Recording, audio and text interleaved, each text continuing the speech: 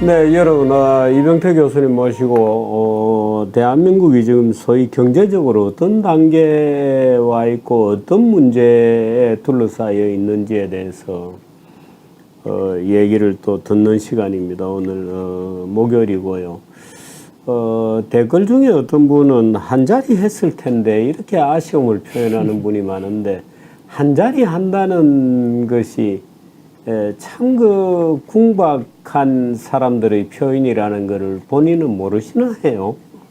한 자리 한다. 이병태 교수님이나 저 같은 부류의 사람들은 한 자리 한다는 것을 그렇게 환영하는 사람들이 아닙니다. 예, 그러니까 그는 아주 그야말로 궁벽한 분들이 한 자리 한다는 데 대한 굉장한 집착을 가지고 있거나 또는 소위 무슨 뭐 이렇게 완장차는 것을 체질적으로 좋아하는 사람 아니면 한 자리라는 것에 대한 개념이 굉장히 다르다는 것을 좀 느껴주셨으면 하는, 적어도 딴 데는 몰라도 펜앤마이크에 계시는 우리 시청자분들은 좀 이해를 해 주셨으면 하는 그런 생각을 해봅니다. 모시도록 하겠습니다.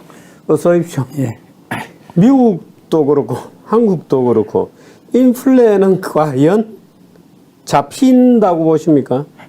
한동안 뭐 지속될 것 같은데요. 그러지 않아도 제가 그 뉴스를 좀 네.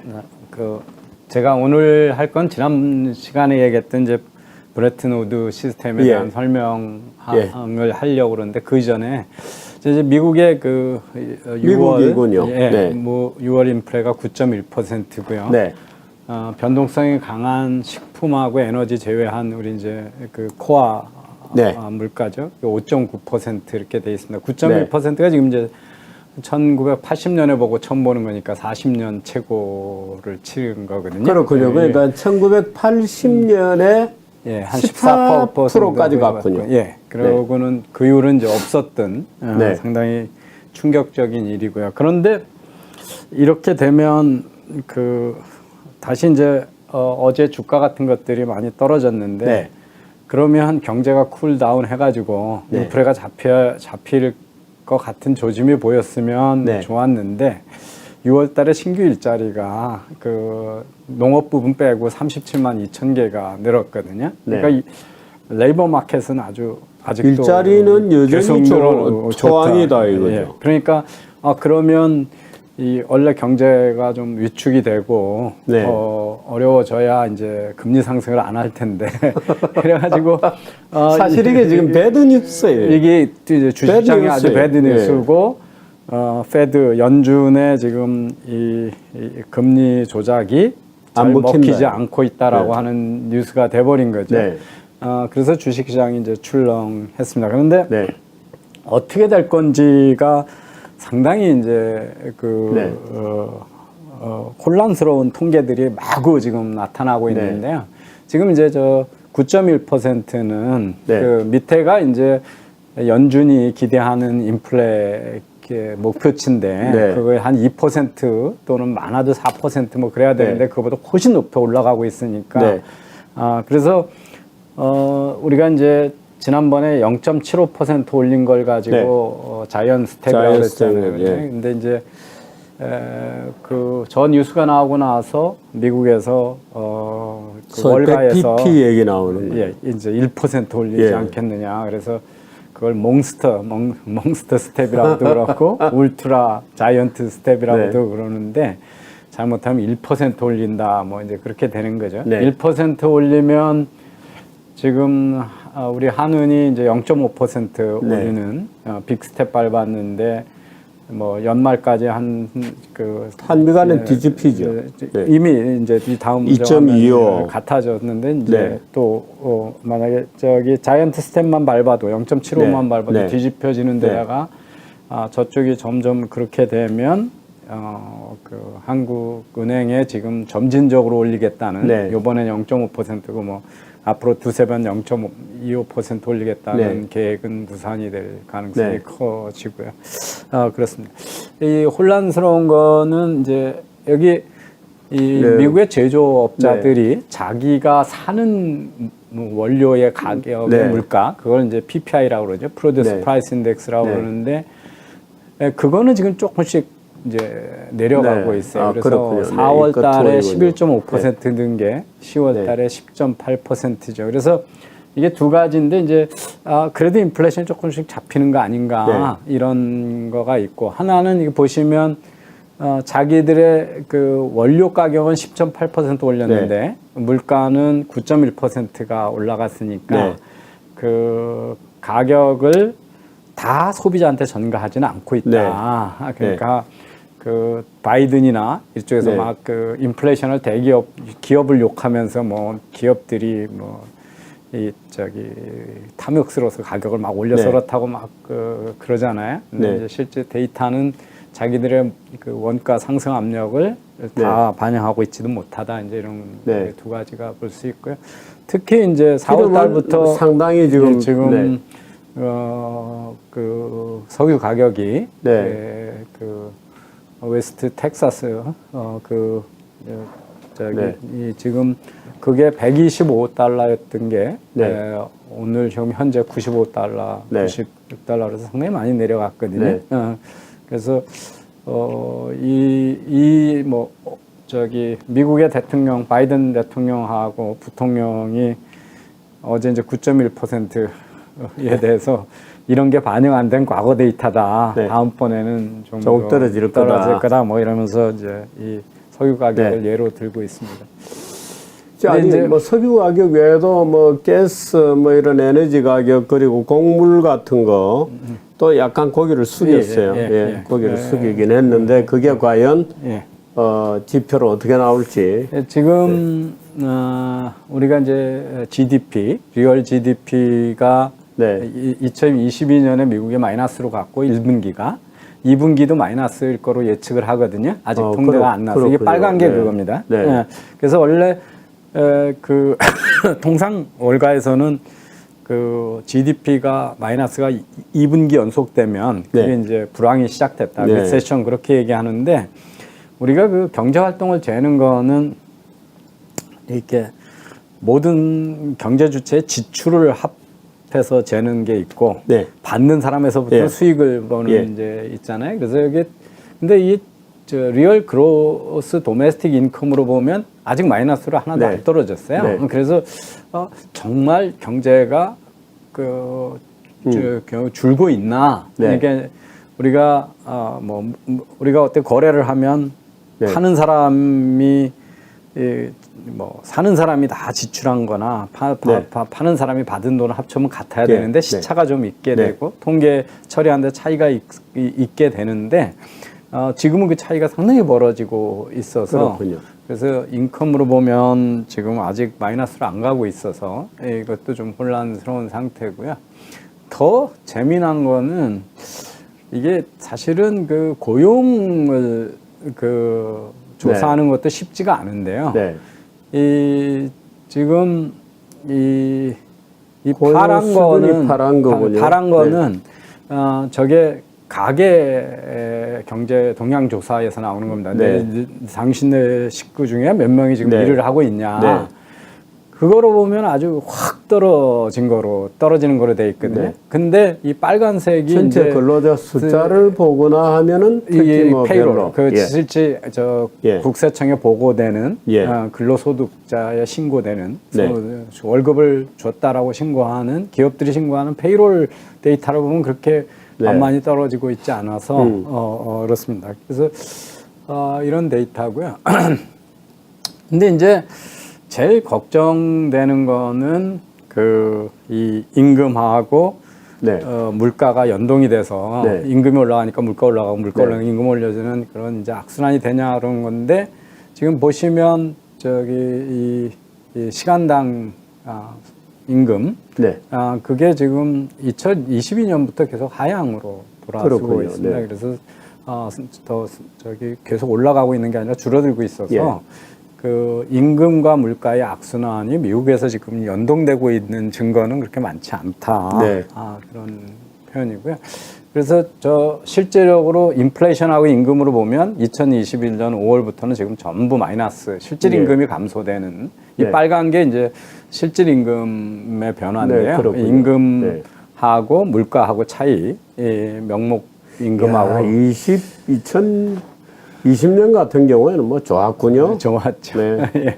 그래서 좋았다가 2021년부터 지금 계속 마이너스로 그러니까 인플레가 훨씬 강하게 네. 지금 작동하고 있습니다. 그래서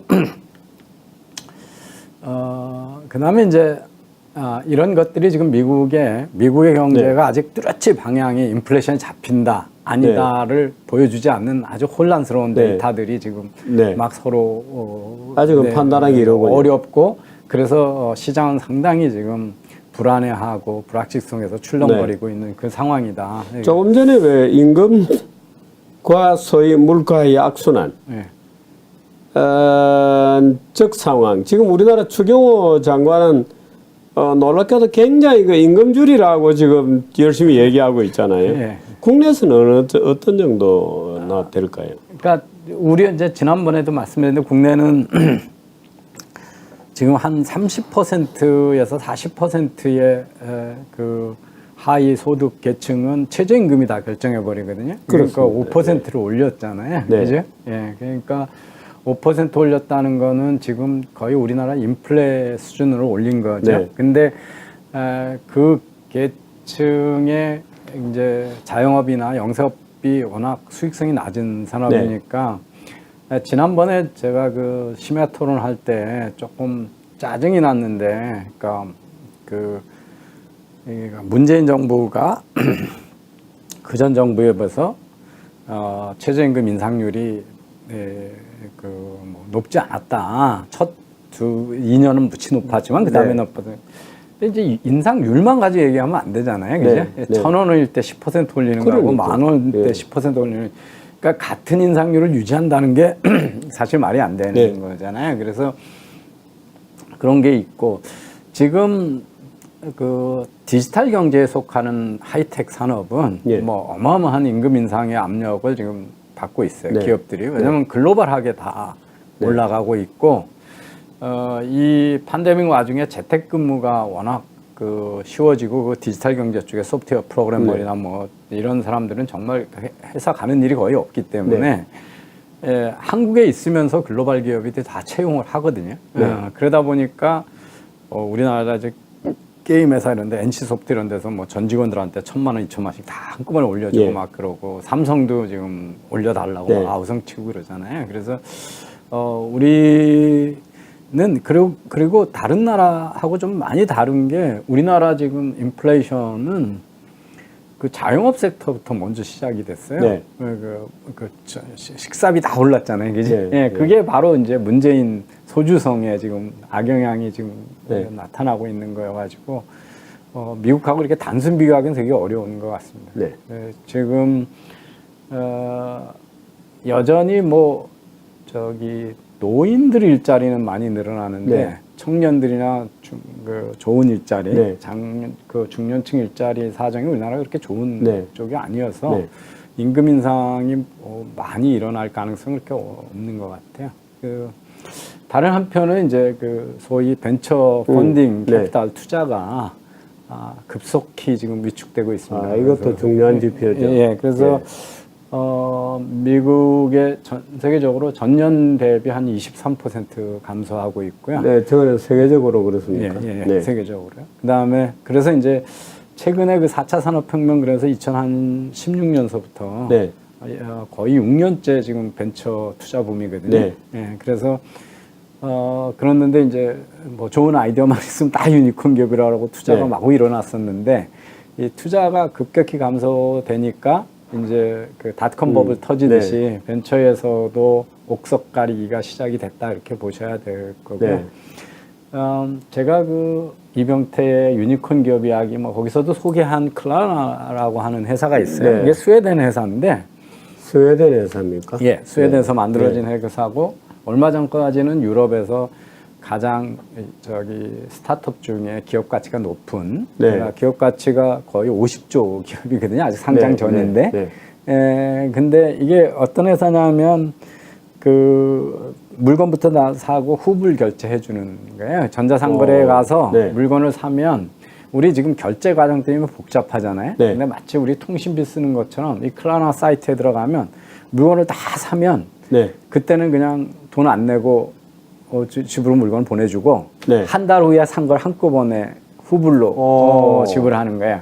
그러니까 물건 파는 쪽은 여기에 들어가면 수수료 없이 그냥 돈을 현금으로 고객이 물건을 사면 이 클라나가 대신 지불해줘요. 그러니까 클라나가 말하자면 금융을 끼고 있습니까? 그러니까 금을 끼고 있는 금융 말해서 소비자 금융을 줄 수 있는 여력이 어느 정도나 됩니까? 엄청난 여력이어야 될 텐데. 그렇게 됐죠. 그래서 어마어마하게 커졌는데 그러니까 이제 양쪽의 문제를 해결했다고 생각이 됐거든요. 하나는 이제 그 전자상거래 하고 그럴 때 뭐 아마존 이런 데 가면 수수료 띄어야 되는 건데 우리나라 제로페이 만들어 가지고 뭐 수수료 안 준다고 했던 것처럼 이 기업이 대신 물건값을 바로 즉시 쏴주니까 계좌이체로 물건 파는 쪽에서는 기다리지 않고 현금에 수수료 없이 들어오니까 좋아하고 사는 쪽은 잘못 샀다가 나중에 리펀드하고 뭐 이런 거잖아요. 근데 물건 먼저 받아놓고 월말에 정산하는 거니까 결제 과정도 없고 너무 편하잖아요. 근데 이제 이 회사의 저거는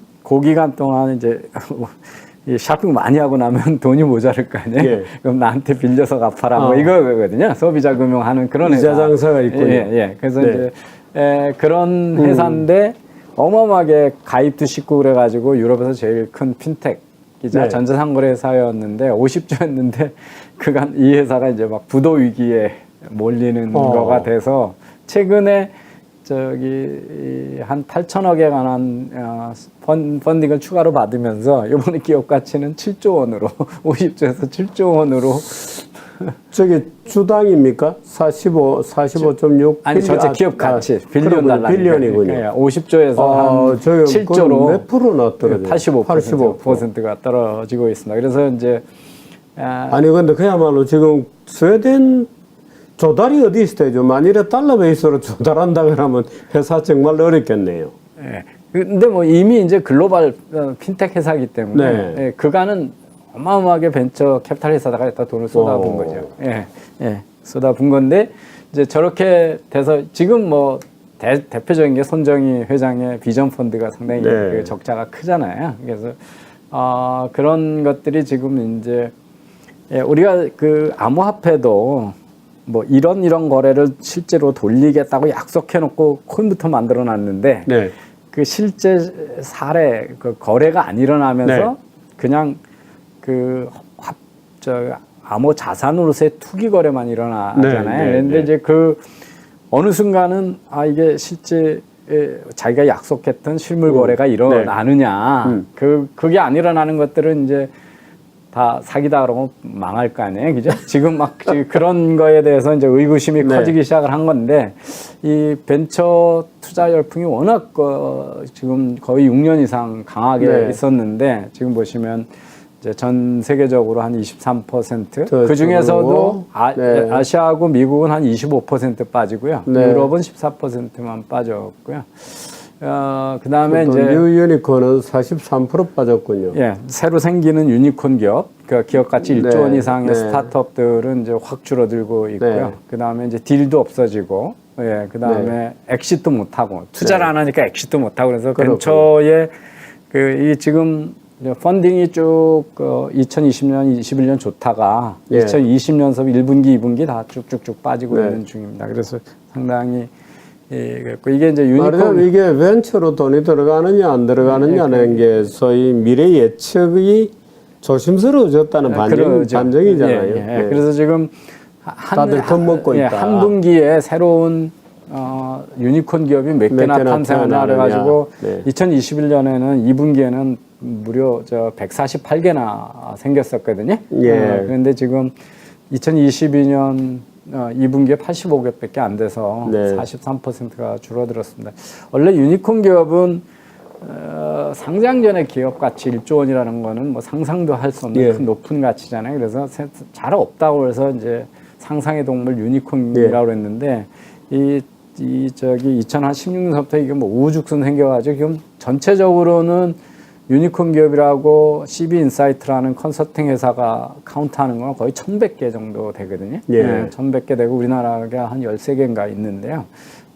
지금 이제 그게 어려워진 펀딩이 안 되면서 네. 새로운 유니콘 기업이 안 나오고 있는 덜 나오고 있는 중이죠. 그래서 다 이 자산 운용사, 그다음에 벤처 캐피탈 회사, 기업의 벤처 투자, 예. 그다음에 뭐 그 펀드, 예. VC 뭐 다 그 줄고 있는데 그냥 엔젤 예. 투자만 아직 아주 소규모 엔젤 투자만 지금 살아 있고 나머지는 다 지금 위축되고 있는 중입니다. 그런 것들이 이제 지금 그 현재 불안이 계속 지속되고 있고 인플레이션 잡히고 네. 있다는 증거도 없고 네. 그렇다고 이게 뭐 하여튼 임금과 물가의 연동으로 계속 악순환으로 가고 있다는 증거도 불분명하고 뭐 이런 상태에서 지금 연준의 그 조작이 효과적이지 않은 것 같다라고는 의구심이 이제 커져 있는 그런 상황이 지금 네. 지속되고 있습니다. 이거는 뭡니까? 구글과 카카오를 비교한 거네요. 아니요, 지금 우리 국민들이 잘 관심이 없는데 제가 지난해인가 지지난해에 국회에 가서 이 구글이나 애플이 네. 앱스토어에서 수수료 30% 띄고 한 거가 너무 과하다. 네. 그래서 이 구글과 애플이 이 앱스토어를 통해서 독과점 횡포를 부리고 있으니 네. 거기에서 수수료를 안 내게 강제하니까 애플 스토어에 가서 입점을 하고 나면 거기서 소프트웨어나 뭐 게임을 고객들이 사면 산 가격의 한 30%, 작은 업체들 뭐 연간 매출액이 10억 미만이면 뭐 10% 이 정도의 수수료 띄는 거가 부당행위다. 그래가지고 우리나라가 전 세계에서 유일하게 이 규제법을 만들었어요. 네. 국회가. 네. 그래가지고 이 어떤 회사들이 뭐 앱을 출시하면 애플하고 구글 앱스토어에만 올리면 안 된다. 국산 플랫폼 회사에도 반드시 올려야 된다. 네. 뭐 그런 규제도 있고요. 거기서 결제 방법을 강제하면 불법이다 그랬거든요. 네. 근데 이제 카카오가 처음으로 구글한테 그 도전을 하는 그 법을 이용해서 이 구글 앱스토어에다가 구글 플레이라는 데 올려놓고 그 게임이나 소프트웨어를 살 때는 여기서 사지 말고 밖으로 나가서 카카오 웹페이지에 오면 더 싸게 준다. 그런 링크를 만들어 놨어요. 네. 그러니까 구글은 내 앱스토어 이용하면서 그래. 수수료는 하나도 안 내고 밖에 가서 결제해서 하라는 거잖아요. 네. 그러니까 그런 법을 우리 국회가 만든 겁니다. 그래가지고 그랬더니 첫 번에 가만히 있다가 그 구글이 이 신규 업데이트를 안 올려줬어요, 앱스토어에. 네. 그러니까 카카오 앱이 고객들이 업데이트를 못 하잖아요. 네. 그래서 버티다가 결국 카카오가 죄송합니다 그러고 다시 그 링크를 지우는 일이 만들어졌거든요. 근데 이제 그때 제가 그 국회의원들 지금 이제 야당이 된 민주당 의원들하고 싸우면서 참 너무 답답해서 이게 사기업의 자산이잖아요, 그죠? 구글이 됐든 애플이 됐든 우리나라의 원스토어가 됐든. 근데 거기다가 게임이든 앱이든 개발한 사람 건 반드시 올려줘야 되고 올려주는데 수수료는 강제하면 안 되고 수수료는 안 내도 되고 그런 법을 만들어 놓고 세상에서 우리나라에서 최초로 만들었다고 자랑을 하더라고요. 이게 백화점에 니 혼자 장사하기 어려우니까 백화점에 입점은 하는데 백화점에 입점 수수료나 계산은 거기서 하지 말고 밖에 가서 딴 데 가서 전표 계산하라는 뭐 그런 거거든요. 그래서 이런 서비스 이런 거를 그 규제 자체가 없어졌습니까? 아니요. 있는데 실질적으로는 구글을 처벌할 수가 없는 거죠. 뭐 저게 구글하고 카카오가 구글하고 애플이 뭐가 아쉽겠어요, 그죠? 근데 그러니까 남의 자산이나 투자를 이용해서 돈을 버는데 대신 대가는 지불하지 말아라 이런 이게 도둑질을 하라는 거잖아요. 참 어처구니가 없네. 도둑질을 하는 건데 이게 전 세계에서 우리가 제일 먼저 만들었고 애플하고 구글의 독과점에 대해서 규제법을 우리가 제일 먼저 만들었고 이러고 자랑을 하고 있는 거예요. 지금도. 그러니까 이게 정당한 나라에서 할 짓이 안 되잖아요. 그래서 그래서 결국은 이 사기업의 재산을 공공재화하는 네. 대기업을 공격하는 게 다 그런 거잖아요. 그래서 그렇죠. 그걸 공공재라고 주장하는 거죠. 예. 잘 만들어 놓으니까 보기에 쉽게 좋고 하니까.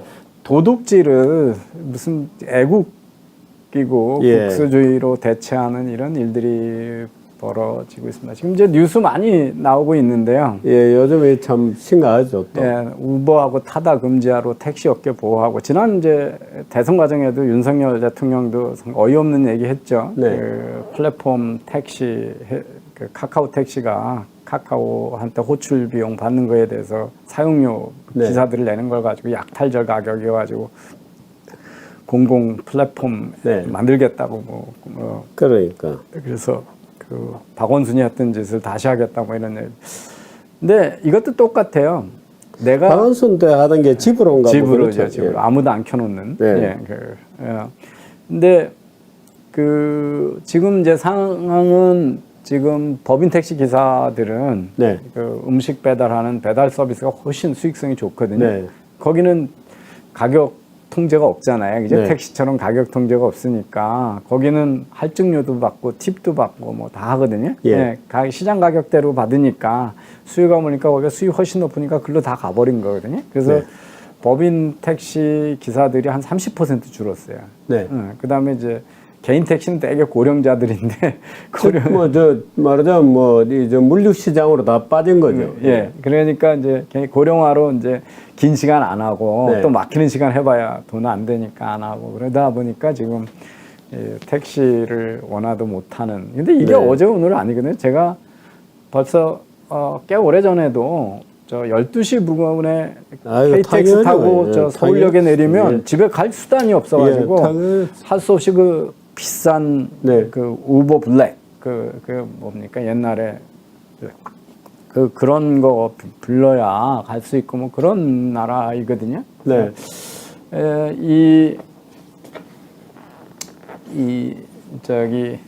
이런 것들이 시장 수요와 공급은 금방 바뀌는데 네. 법 만들어 가지고 택시 기사들이 아우성 친다고 해서 택시 면허 증서를 안 하고 네. 뭐 새로운 혁신 공급은 막아주고 네. 뭐 그러다가 그렇게 자기들의 이해를 위해서 로비를 하고 뭐 정치권을 압박한 사람들이 자기가 더 돈 벌 게 있으면 딴 데로 다 가버리고 네. 뭐 그렇게 막아달라고 그랬으면 그 수요에 대해서 책임을 지는 것도 아니잖아요. 네. 그죠? 그러면서 지금 시민들만 이렇게 불편을 끼치고 있습니다.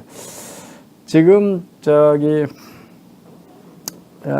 노스캐롤라이나 대학에 가 있는 제 박사과정 제자 교수가 네. 있거든요. 그 친구하고 저하고 쓴 논문이 우버가 들어가면 네. 그 동네에 그 길거리에 성폭력이나 뭐 이런 여자들 괴롭히고 뭐 이런 것들이 줄어든다 뭐 이런 논문이거든요. 그래요? 예. 네. 이게 우리나라도 그렇고 되게 길거리에서 여성들이 추행을 당하고 이렇게 네. 그런 것들이 그 주말이에요. 불금하고 네. 집 늦게 집에 가려고 그러는데 술 많이 먹고 네. 그런데 이제 클럽에서 나와가지고 술 좀 먹고 행위는 별로 없고 네. 근데 찾아보려고 있다가 이제 그런 거라서 그 발생 빈도가 보면 금요일 자정서부터 토요일 새벽이 제일 많습니다. 그런데 이제 길거리 성추행 케이스 자체가 그리고 이제 심야에 우리나라는 그런 게 적은데 미국의 밴딩 머신가 나 그 편의점에 가서 강도가 들어가서 돈 털어오는 거 있잖아요. 네네.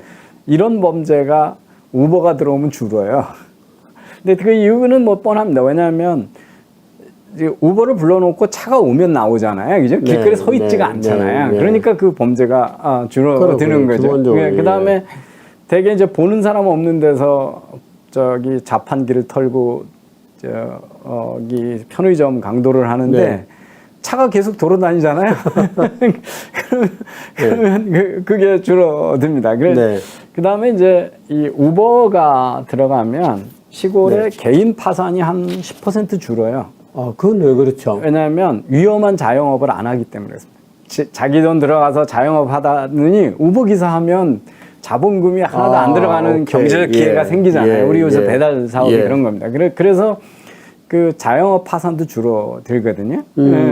그래서 그 다음에 저는 이게 가격보다도 시민들이 시간을 낭비하지 않는다는 데서 어마어마한 혜택이 있는 거거든요.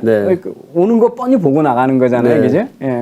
부르고. 그래서 옛날에는 이제 길거리에서 운에 맞춰서 택시를 잡아야 되는데, 그리고 콜택시에도 항정 없이 오래 걸렸는데 옆에 있는 제일 가까이 있는 경우니까. 그래서 이런 사회적 혜택이 너무 많은데 이제 이런 것들을 거부하면서 그 좋은 일자리 없어지고 시민들은 불편하고 이런 일이 이제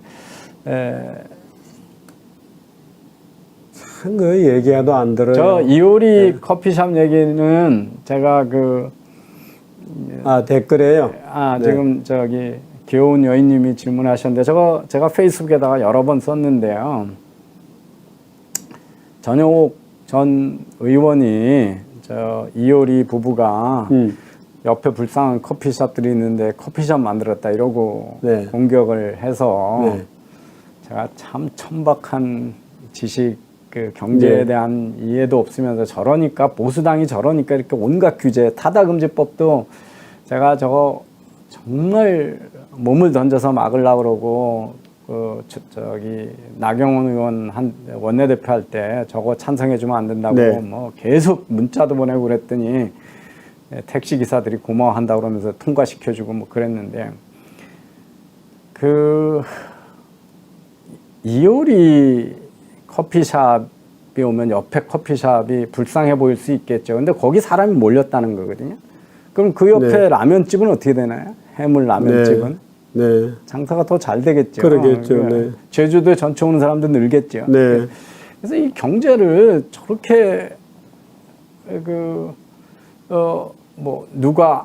그리고 저런 경쟁이 있어야 다른 혁신이 일어나잖아요. 그런데 마치 무슨 이렇게 시장을 할당하면 억지로 사람들이 옆으로 자동으로 가는 줄 알아요. 그러니까 이효리 집에 안 가니까 옆에 커피숍에 가서 먹을 거다. 뭐 이런 정도의 인식이잖아요. 그래서 고객은 정해져 있다고 주장하죠.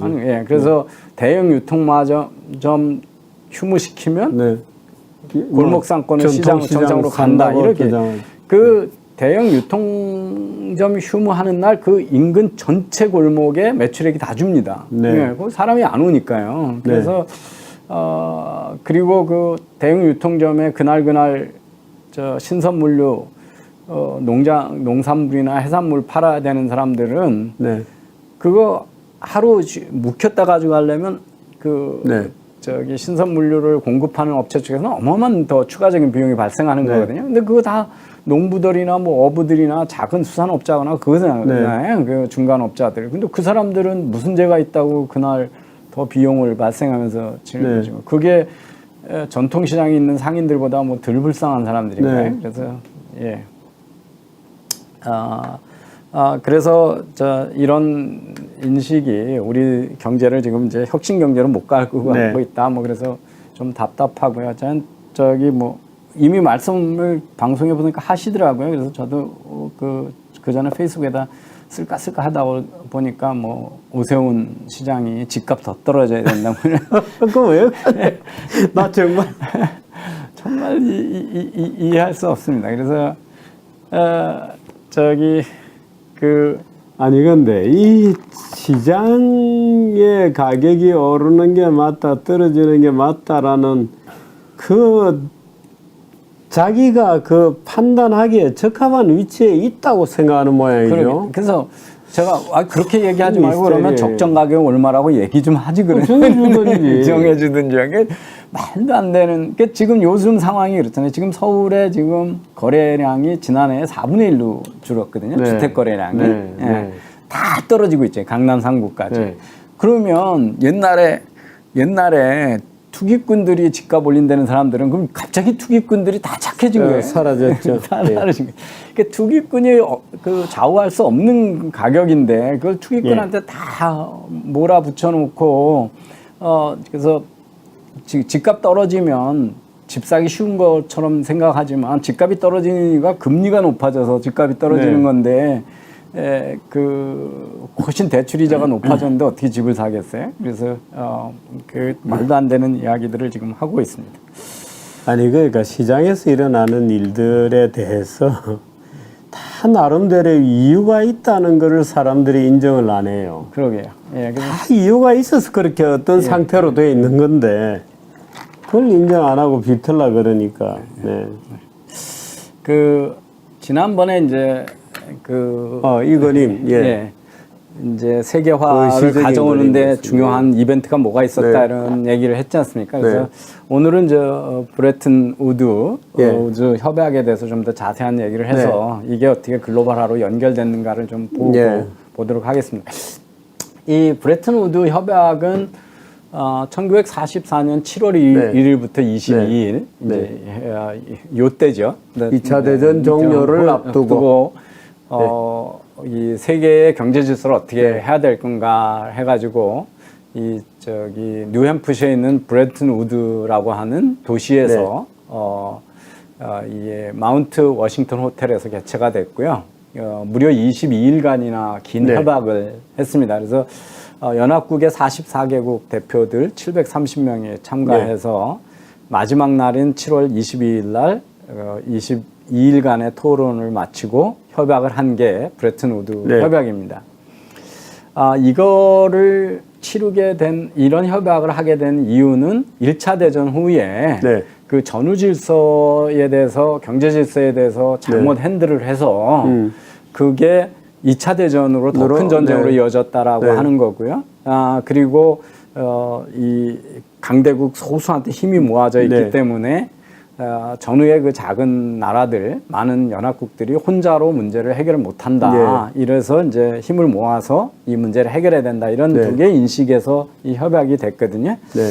근데 이제 이거는 사실은 자유 진영의 통상과 금융 질서를 결정해서 지금까지도 그 체제가 영향을 미치고 그렇습니다. 네. 이 60년대부터 2020년까지 세계 경제의 성장을 하는 아주 근원적인 그 기본 체제를 완성을 한 거고요. 네. 이거를 통해서 미국의 기축 화폐지가 네. 확고하게 자리를 잡게 네. 됐습니다. 근데 이제 그 통화 정책에서는 이제 어떤 걸 했냐면 그 1차 세계 대전 후에 조금 이따 설명을 드리는데 그 각국이 전비 때문에 빚이 많아졌는데 네. 그걸 해결하려고 수출을 많이 하고 싶어 했고 네. 그러다 보니까 환율을 막 인위적으로 네. 조작을 네. 하고 그러다 환율 전쟁이 일어났고 네. 그러면서 이제 전비도 못 갚고 빚만 많아지고 뭐 그러면서 그 바이마르 공화국 이런 것들이 다 네. 무너지고 나치가 등장하고 막 이렇게 됐거든요. 그래서 이 전쟁을 치르면서 많은 나라들이 이제 유럽 국가들이 빚을 지게 됐는데 그 사실은 미국한테 빚을 많이 졌거든요. 그렇죠. 예. 네, 그래서 미국 사줄 사람이 미국밖에 없었기 때문에 네. 그래서 다른 나라들이 금이 없었어요. 네. 그때 이제 다 근본이었기 때문에. 근데 이미 네. 금의 3분의 2가 미국으로 나가 있었거든요. 네. 그래서 이 근본위 제도를 유지할 수 없게 되니까 네. 그럼 환율이 이제 근본위 제도에서 금이 없으면 네. 정부가 부도를 내는 거잖아요. 일반 국민이 돈 갖다 주고 금 내놔 그랬는데 금 없어 그러면 이제 이게 사기가 부도죠, 되는 뭐. 부도잖아요. 그러니까 환율의 위험이 있으니까 예. 니네 화폐는 달러로 반드시 고정 확률로 바꿔줄게. 네. 근데 달러는 반드시 금으로 금에다 바꿔줄게. 앵커를 그래서 한다. 앵커한다. 그래서 미국만이 근본위제를 유지하고 네. 미국의 힘에 화폐에다가 패깅을 한 다른 화폐들도 달러하고 똑같이 네. 이게 이제 자기네 돈을 미국 달러로 바꾸고 언제든지 고정 환율을 바꿔준다 그랬으니까 네. 그러면 달러가 달러는 생겼으니까 금으로 바꿔주고 네. 이거를 협약한 게 이제 이 브레튼 우드 체제라서 모든 나라의 그 환율이 아주 안정되게 유지될 수 있는 이 체제가 되면서 미국이 이제 기축화폐로서의 지위를 확고하게 가진 거죠. 원래 그 유럽 쪽에 그 스코틀랜드에 우리 그 유명한 케인즈는 새로운 국제 화폐를 만들려고 그랬어요. 그래 말입니다. 예, 그러니까 그래가지고 뭐 탈런가 이름이 뭐 이름도 있고 뭐 B자로 시작하는데 근데 이제 미국이 단호히 거부를 한 거죠. 그래서 미국은 이미 알았던 거죠. 기축화폐로 세계 질서를 유지해야 된다라고 하는 것들을. 그런데 이제 이럼에도 불구하고 환율을 안 지키고 어디서 하나 잘못하면 전체적으로 또 이 프리저너스 딜레마에 빠지니까 그걸 감시한다고 만든 게 이제 IMF고.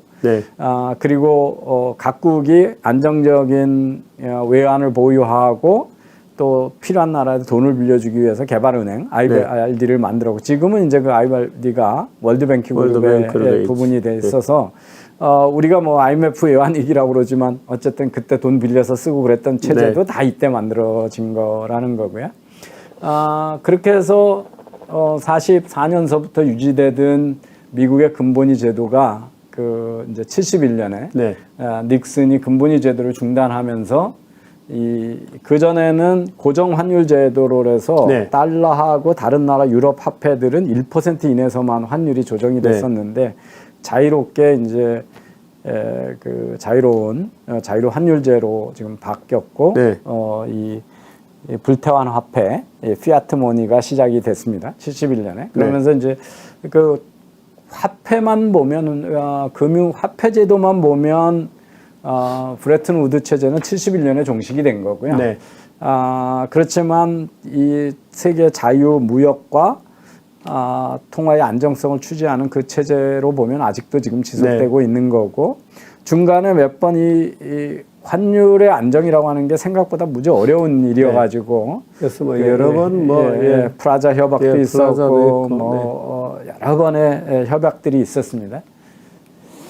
그래서 이제 브레튼 우드를 보면 자유 국제 경제 시스템의 탄생이고 개방 경제고 사실은 이거는 1차 대전 끝나고 2차 대전이 시작하기 그 중간 인터워 피리어드라고 그러죠. 그때 그 전비를 조달하려고 영국은 영연방 국가들 블락 만들고 그 독일은 자기네가 막 강압적 힘으로 자기네 나치가 지배했던 쪽에 배타적 경제 블록을 만들어서 그 안에서만 거래를 하려고 그랬던 것들을 해체해서 적어도 서방 국가는 다 하나의 글로벌 경제에서 자유로운 통상을 하자 이런 게 했던 거고요. 그래서 이제 전쟁을 막기 위한 거였고 이런 것들이 가능한 거는 이제 미국의 압도적인 힘이 있었고 신용의 원천이 있고 금도 많이 가지고 있고 그래서 그 금도 많이 가지고 있었고 또 시장이 전 세계 GDP의 40%가 미국이었기 때문에 시장이 미국밖에 없었기 때문에 미국이 어마어마한 이제 그 인센티브를 준 거죠. 항해 군사력으로 다 지켜주고 우리 시장에 와서 니네 마음대로 팔고 그러면서 다른 나라들한테 거의 시혜적인 혜택을 준 거고요. 이거는 인류 역사상에 뭐 미국이 그 인류 역사상에 미국이 새로 발명한 훌륭한 제도가 많잖아요. 그래서 지금 미국의 이제 그 민주주의라고 하는 것도 선거로 왕을 뽑는 제도를 최초로 만든 나라니까요. 그래서 그런 제도 우리가 지금 못 따라해서 하는 상권 분립이 제대로 안 돼 있고 그렇지만 그 정부를 위험한 존재로 보고 그 정부의 힘을 되도록이면 규제하고 줄이려고 하는 그래서 자유주의적인 정부 체제를 만든 것도 위대한 발명이었는데 이 역사적으로 전쟁에 이긴 전승 국가가 패전 국가들한테 전비내나 아니면 식민지대 이런 거 안 하고 야, 니네 잘 싸게 해줄 테니까 내 편만 돼 이런 체제는 없었다는 거죠. 그렇군요. 늘 전쟁에 이긴 나라가 전쟁에 진 나라한테 약탈을 하고 하고 전부 뜯고. 배상금을 뜯어내고 뭐 이랬는데 그 미국이 이 전쟁에 이기고 나서도 네. 어느 나라한테도 그걸 요구하지 않고 네, 공존 번영의 네. 체제를 만들었다라고 하는 거는 전 세계 시민들이 사실은 미국한테 되게 고마워해하는 네. 네, 세상에 없었던 그 역사에 없었던 네. 전후 질서를 만들었다 이런 이야기를 이제 우리가 알 수 있습니다. 그래서 미국이 확실한 패권 국가로 부상이 되었던 그런 네. 계기이기도 합니다. 그래서 이제 이 보시면 이 지난 50년간의 이 이제 국제화 지수라고 하는 걸 여러분이 재는데요. 500년간의, 네. 보면 이 이제 대충 그 GDP에서 무역이 차지하는 비중이 10% 미만이었는데 네. 1차 대전 후 전에서부터 이렇게 쭉 올라갔거든요. 이제 네. 1차 대전 끝나면서부터 저기 뚝 떨어졌잖아요. 저게 네. 이제 그 소위 1, 2차 대전 사이에 네. 경제 혼란이 왔던 나치가 탄생했던 거고 그 뒤에 이제 이거 브렌튼 우주 협약이 되면서 네. 글로벌리제이션이 쫙 올라가서 그렇군요. 60%까지 올라갔었군요. 예, 그래서 이 브렌튼 우드 체제가 글로벌화에 아주 네. 결정적 전기가 되는 시스템이었다 이런 걸 볼 수가 있습니다.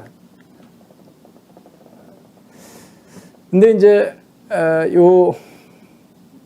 이게 저기 그림이 좀 깨졌는데 이렇게 교역량이 쭉 늘다가 네. 2012년 글로벌 금융위기 이후로는 저게 줄고 있어요. 네. 교역량이. 음.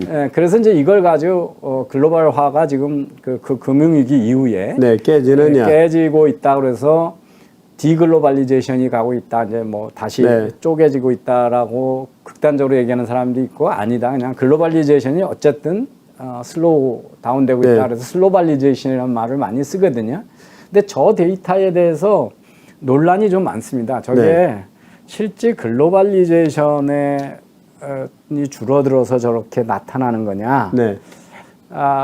그게 아니고 저게 중국의 경제 개발의 결과다 이런 해석도 있어요. 네. 왜냐하면 벌써 우리나라가 이제 타격을 받고 있는 건데 그 중간재 같은 걸 중국에 많이 수출했잖아요. 예. 근데 그간에 이제 중국 기업들이 수준이 많이 올라갔잖아요.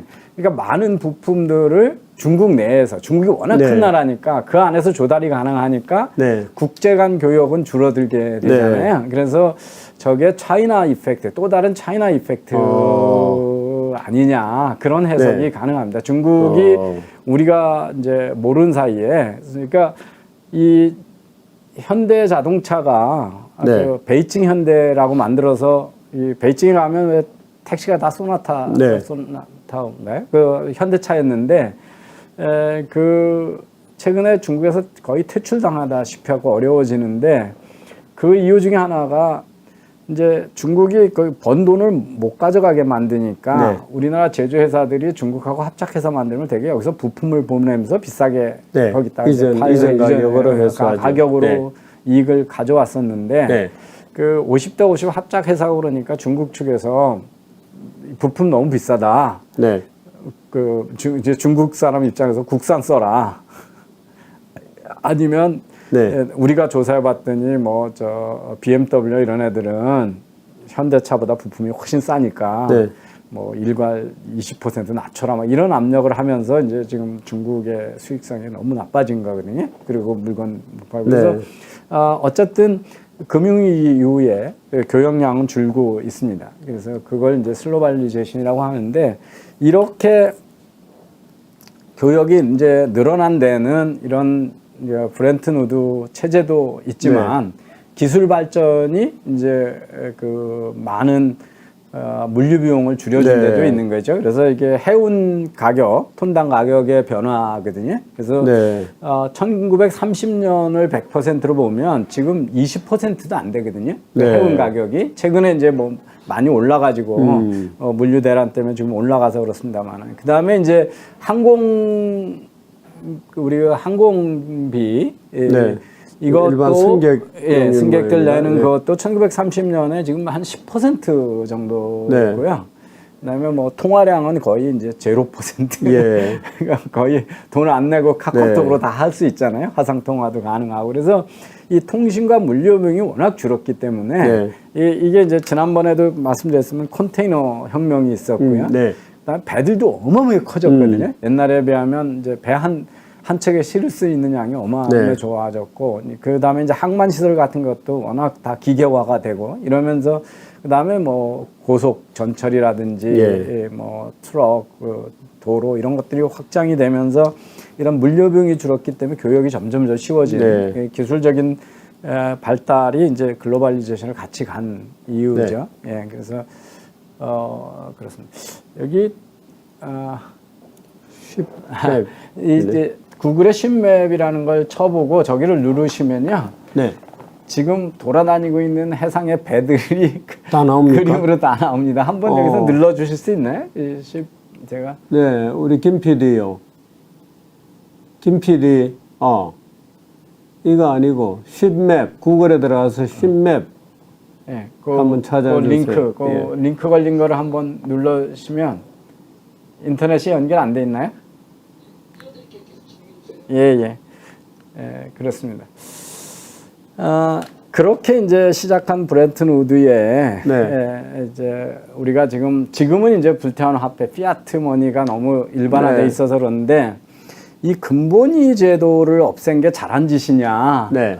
이거에 대해서 이제 늘 그 오스트리안 학파 이쪽에서는 시비를 걸죠. 그러니까 그게 금이 아니고 어떻든 뭔가 절대가치 이렇게 뭐 기준이 있어야 되는데 지 멋대로 이제 통화량을 늘리는 거에 대해서 이제 이 근본이 닉슨 쇼크가 올 때까지의 과정이죠. 네. 이렇게 미국이 이제 좋은 자유무역주의를 했는데 그러다 보니까 이제 일본, 독일, 뭐 프랑스, 영국 다 미국한테다가 많이 장사를 했을 거 아니에요. 그러니까 미국이 수입을 하니까 대금을 지불해야 되니까 금이 자꾸 나가죠. 그래서 이제 여러 나라가 금 많은 나라가 많이 생겼거든요. 근데 이제 이 첫 번에 근본위 제도 만들 때 미국에서 달러 한 온즈당 35불에 해놨는데 그래서 이제 이 금을 그래도 제대로 갖고 있는 8개국이 이 금의 거래를 이제 하는 그 런던 시장을 만들어 놨거든요. 그게 런던 골드풀이라고 하는 건데 이게 이제 8개 국가거든요. 근데 미국, 독일, 영국, 그 당시에 프랑스. 이제 금의 미국이 한 그 당시에도 50%로 나머지 10% 4%라니까 우리가 이게 우리는 이제 경제 개발도 하기 전에 이런 나라들은 이미 그때도 이렇게 어마어마한 부자 나라였다는 걸 지금 알 수가 있고요. 근데 이제 이 문제는 이 베트남 전쟁하고 이 전쟁이 항상 문제잖아요. 전비를 어떻게 조달하느냐 하고 그다음에 이제 우리가 알고 있는 이제 복지국가 이 좌파 프로그램이 소위 이제 런던 빈 존슨 이 그레이트 소사이티라고 그래가지고 뭐 엄청 좋은 세상 천국을 만든 것처럼 대규모 복지 프로그램을 만들어 가지고 재정 적자가 왕창 나니까 인플레이션이 이제 발생했거든요. 이게 이제 80년대 인플레이션 지금 70년대 인플레이션이 묻히 나니까 이게 금은 한정돼 있는데 달러를 마구 찍어내니까 1달러당 그러니까 1온즈당 35온즈를 줄 수가 없는 거잖아요. 그래서 이제 이게 금값이 계속 올라가는 거죠. 올라가는 거죠. 그래가지고 지불 능력이 이제 제한이 됐는데 금은 어디서 이렇게 많이 나오는 게 그러니까 종이를 찍어내는 만큼 금을 많이 늘리면 같은 양으로 줄 수가 있는데 못 주잖아요. 금은 그렇게 안 나오니까.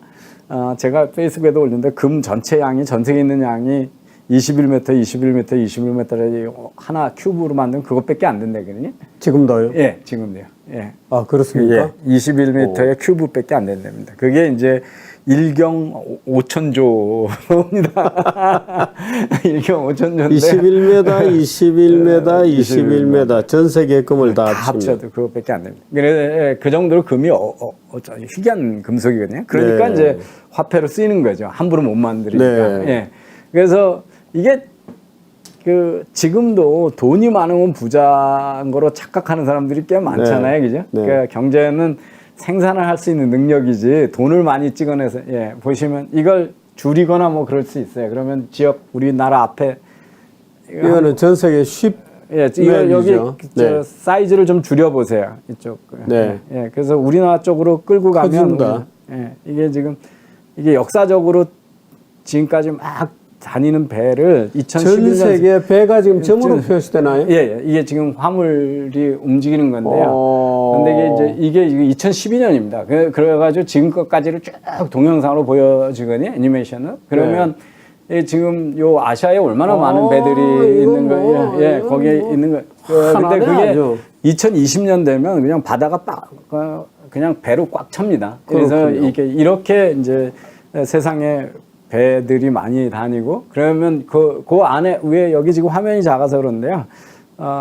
유조선이 몇 개, 컨테이너가 몇 개 움직이고 있는지 그것도 다 집계돼서 여기서 지금 나옵니다. 그러니까 그거는 이 정보를 어디서 확보하나요? 아니 이게 지금 저 shipmap.org라고 하는 단체가 이걸 만드는 거예요. 그러니까 지금까지 그 세계 그 해우는 운항 기록이 다 있으니까 그걸 가지고 이 데이터 비주얼리제이션을 한 거죠. 그래서, 예. 그래서 되게 재밌습니다. 이게 보면 어디가 경제가 이게 저쪽이 지금 우리하고 중국 앞에가 벌써 2012년 만에도 배가 제일 많죠. 네, 제일 복잡합니다. 그래서 그런 걸 보시죠. 여기가 됐습니다. 여기는 뭐 미국은 굉장히 내륙으로도 많군요. 내륙 해운이 많고. 예, 거기 뭐 미시시피 강서부터 시작해가지고 그러니까 그렇군요. 네. 유럽도 이렇게 보면 그렇습니다. 예, 그래서 이제 이때 이 미국이 이제 달러만큼 금이 없다라고 하는 의심을 받기 시작을 한 거죠. 그래서 이제 큰 문제가 생겼습니다. 그리고 이제 그때 이 케네디하고 닉슨 대선 토론 중에 이거 금 모자랄 거다. 자, 그래가지고 그때 금 사재기가 해가지고 금값이 온즈당 30불에서 40불로 폭등을 합니다. 그다음에 그걸 보고 미국이 금을 못 바꿔준단 말이야. 그런데 저기다가 믿고 우리가 가만히 있을 그래가지고 프랑스가 제일 먼저 런던 골드 플로부터 탈퇴를 해요. 그리고 미국에 맡겨놨던 금을 파리로 다 옮겨버렸거든요. 그러니까 이 프랑스란 나라는 늘 떨어져요. 그래가지고 68년 전 다시 모여가지고 안정화하자, 어떻게 해보자. 그래가지고 은행 간만 금을 거래하고 IMF하고 은행 간 거래를 하고 일반인은 금 투자를 못하게 팔지 말자 뭐 이런 얘기도 했고요. 그러다 보니 그런 협약에도 불구하고 금을 사겠다는 수요가 급증이 되니까 미국이 이제 영국한테 부탁을 해가지고 그 런던 골드풀을 2주간 폐장을 해버립니다. 지금을 거래를 우리가 이제 주식 너무 폭등하고 폭락하면 장 폐쇄하는 것처럼 그러다 보니까 런던 시장이 아닌 다른 나라가끼리 또 거래를 하기 시작을 하는 거예요. 그러면서 이제 런던 이게 안 되는구나 뭐 그래서 그렇고요. 지금도 이제 우리나라에서 그 기업들 법인세 내리면 부자 감세나 막 이러는데 그 법인세를 높이면 돈이 해외로 가잖아요. 상속세나 뭐 소득세가.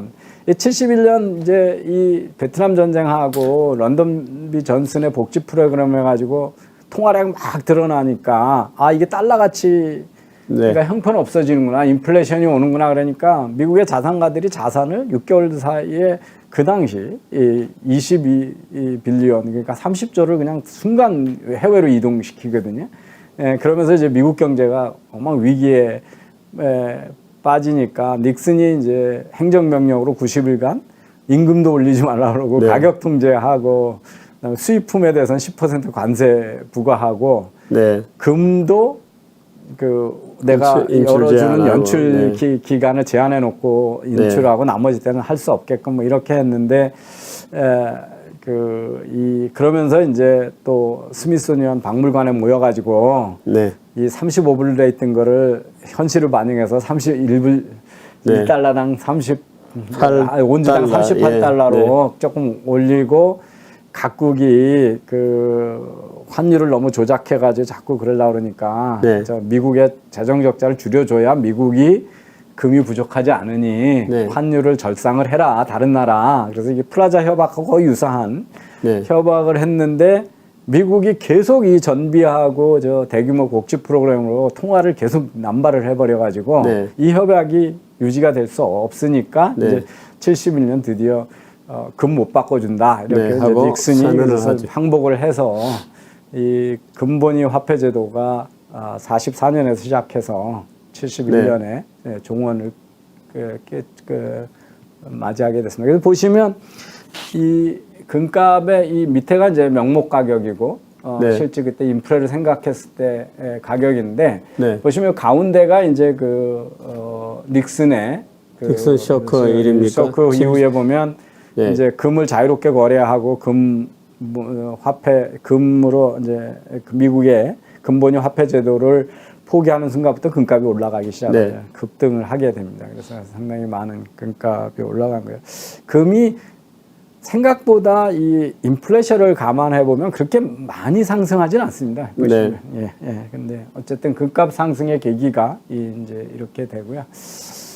달러 가치네요. 달러 가치가 이제 그러면 이제 금본위 제도를 없애고 나서 네.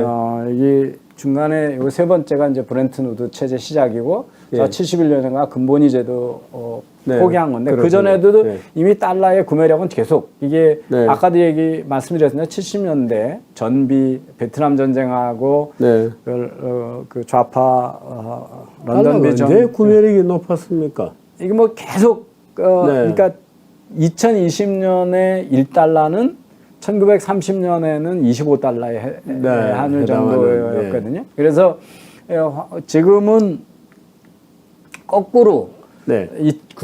1913년에 1달러가 지금 구매력은 몇 퍼센트 남아있냐면 그 당시 0.05에 5%, 그러니까 불과하다. 95%가 날라갔군요. 가치가 없어진 줄어들었군요. 줄어든 겁니다. 그래서 이 44년부터 71년에는 돈을 많이 찍어내서 네. 그러니까 전비 조달하느라고요. 근데 71년에 이제 금본위 제도를 폐지하고 나서도 계속 네. 지금 이렇게 되잖아요. 그런데 저게 이제 연준이 하는데 여러분 일반 국민들은 우리 양적 완화라는 걸 어떻게 네. 하는지 잘 모르시는 네. 것 같아요. 소개를 좀 해주세요. 그러니까 은행들이 돈을 많이 가지고 있으면 네. 은행들이 기업들한테 많이 빌려주고 소비자한테 빌려줘가지고 경제를 활성화하겠다. 그래서 네. 은행의 돈을 어떻게 많이 주느냐 하면 이 중앙은행이 네.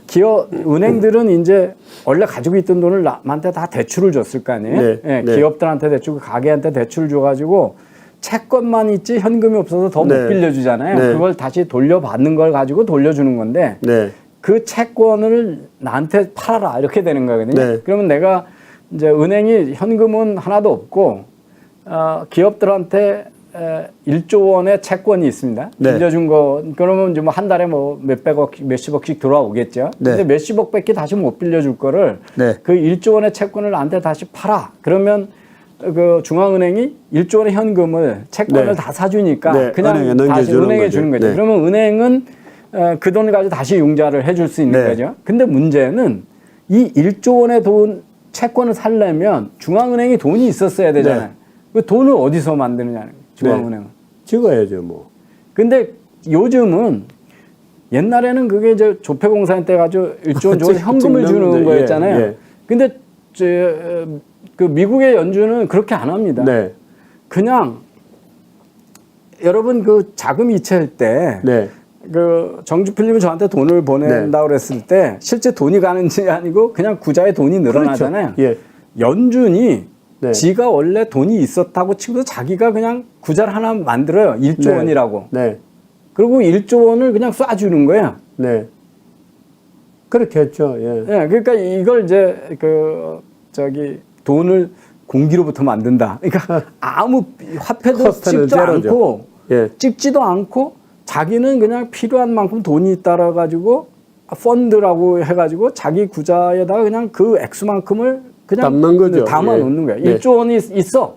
그렇게 네. 놓고 그 1조 원을 그냥 계좌 이체를 해주면 네. 은행들은 1조 원이 왔다고 생각하고 네. 그걸 주는 거예요. 그러니까 프린트는 안 하는데 네. 어마어마한 무제한의 돈을 네. 만들어낼 수 있는 거죠. 이제 논리는 이런 겁니다.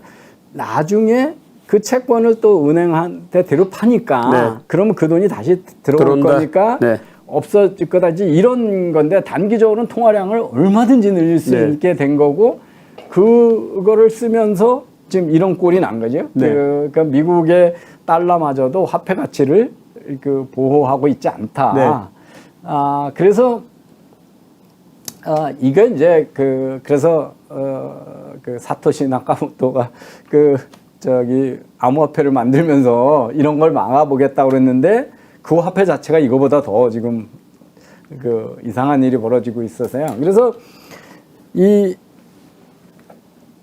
환율이 얼마나 많은 조작과 관리가 어려운가 하면 이 보시면은 브렌트 누드 체제가 되고 고정 환율제로 했는데도 네. 쭉 46년서부터 70년대까지 보면 1달러가 몇 엔이냐 그러면 15엔에서 시작해가지고 360엔까지 올라가고 그다음에 98년에는 이제 112엔이 되는데 지금은 140 가까이 됐죠. 예, 140 정도 되죠. 그래서 이 환율이 안정이 참 어렵거든요. 네. 근데 이제 물론 그리고 이게 일본이 이제 이걸 조작을 많이 했다는 얘기고요. 그 프랑스도 보시면은 쭉 45년부터 49년 사이에도 2배 이상의 그러니까 달러 약세가 계속된 거죠. 네, 그래서 그렇습니다.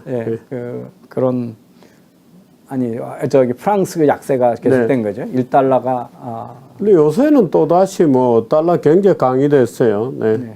그래서 이제 이게 지금 대달러 대비 엔화의 달러엔 이번에. 엔화입니다. 그래서 이쪽까지는 이제 고정 환율 제도였으니까 그러다가 브렌트 누드 체제가 집어드니까 이제 급격히 그 1달러당 몇 엔이 돼야 되냐 하는 거가 급격히 변화해서 어마어마한 변화를 지금 초래하고 있는 걸 볼 수가 있습니다.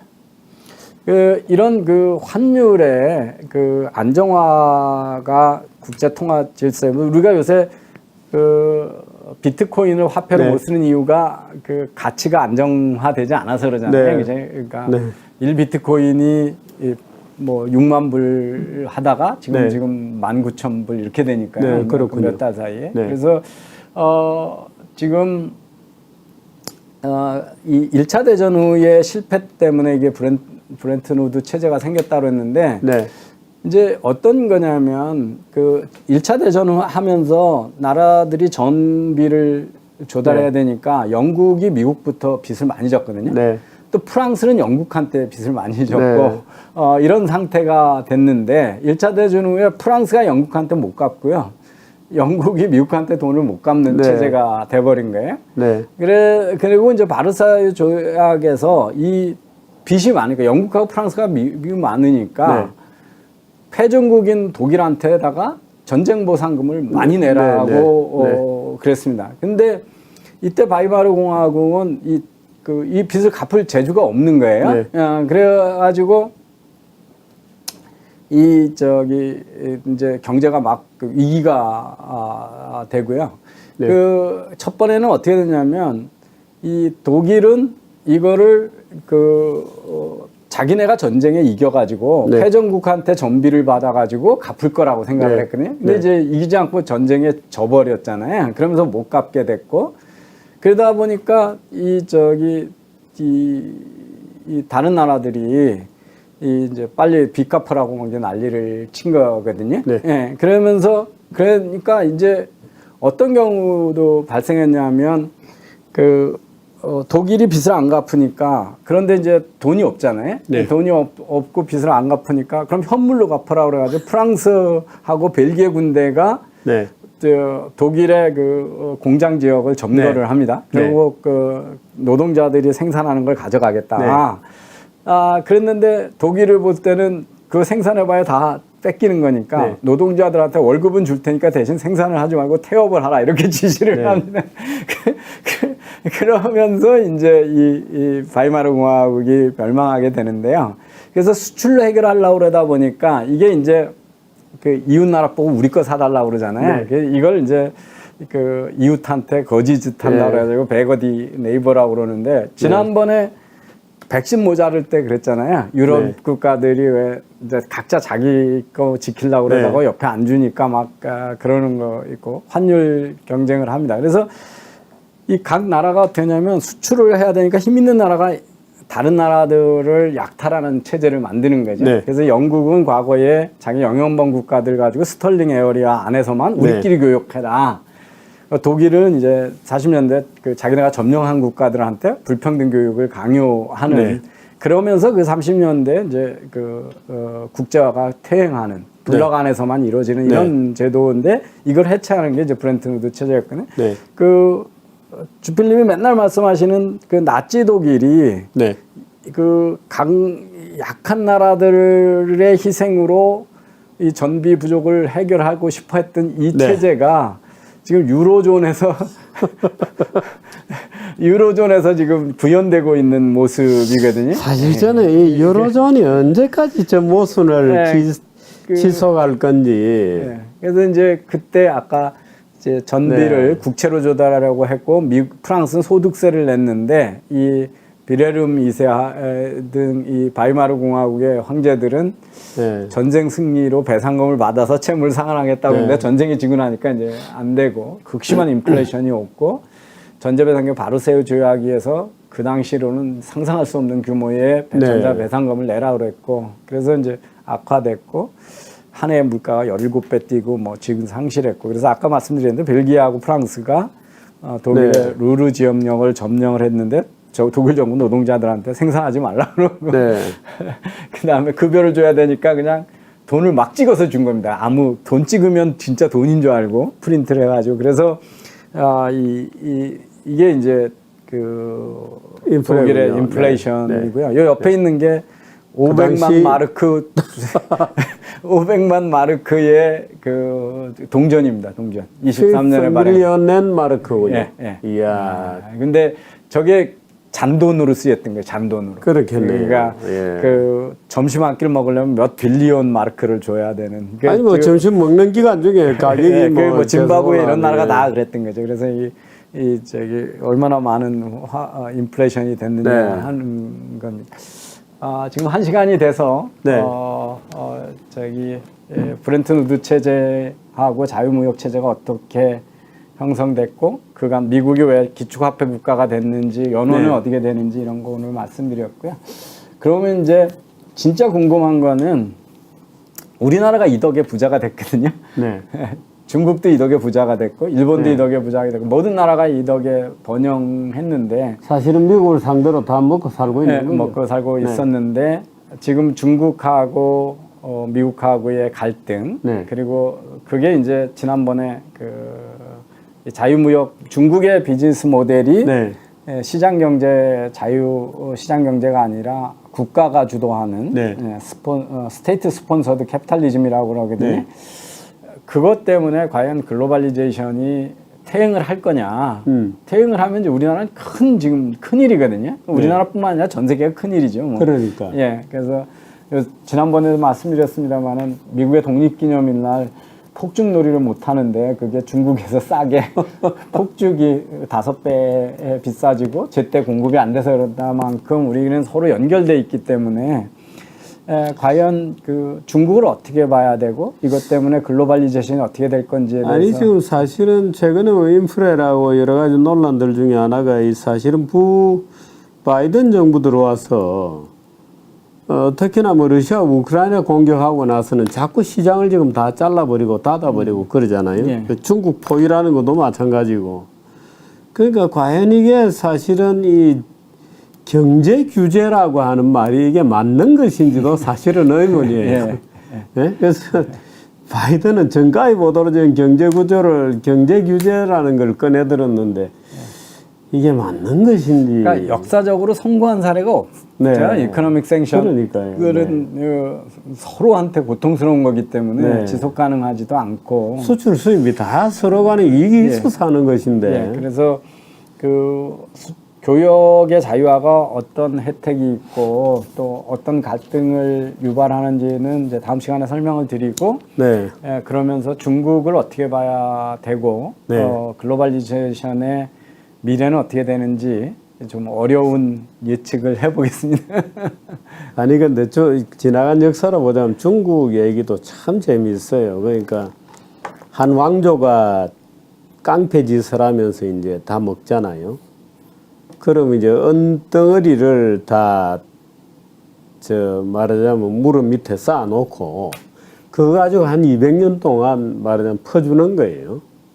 그러다 다 퍼주고 나면 만세로 물러가고 다음 정권이 또 들어오고 그 참 이 화폐라고 하는 긴 어떤 역사가 서구에서는 주로 금을 쓰고 중국은 주로 은을 뜬본이제로 갔던 것 같은데 어떻든 누군가가 이 문제도 한번 천착해서 재밌는 그 글로벌 예.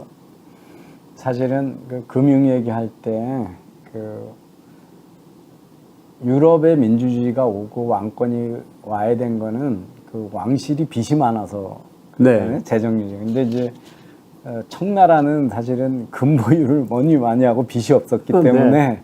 그 소위 시민들 그 새로운 부르주아 계급하고 타협을 네, 안 했죠. 안 하게 네. 된다는 거죠. 그래서 그 부채를 갖는다는 게 그렇게 중요하다 뭐 그런 얘기를 합니다. 네, 그 참 역설입니다, 그죠? 예, 네, 예. 글로벌라이제이션과 한국 경제 다음 시간에 예. 얘기를 계속 이어가도록 하겠습니다. 재미있었기를 바랍니다. 예, 예 네, 교수님 고맙습니다. 고맙습니다. 예, 고맙습니다.